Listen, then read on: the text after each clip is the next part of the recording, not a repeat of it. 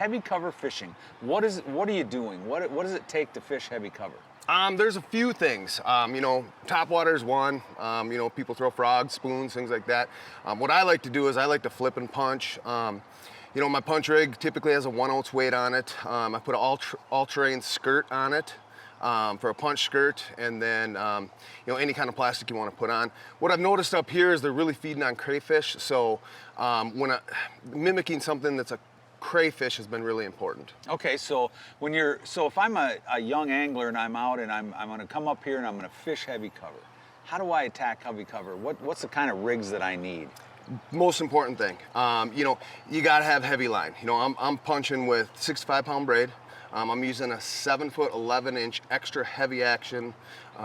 It's a hydraulic gorilla.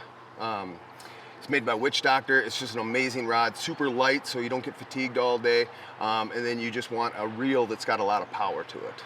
Your baits. Talk about your all-terrain baits. I know you're an all-terrain guy. Talk to us a little bit about how you use those baits, and maybe when you're explaining, for me, punching doesn't mean anything. Punching is just taking any bait, whether it be a jig, the grass jig all-terrain makes, 1 ounce grass jig, 3/4 ounce grass jig.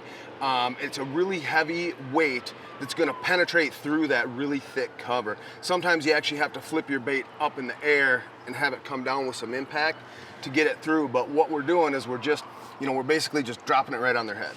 And more than anything, the heavier weight is just getting a reaction out of them. A lot of people think, reaction bite is just on a moving bait, but really when you're punching or flipping, the heavier the weight, a lot of times when fish really aren't turned on, that faster fall will make them react better.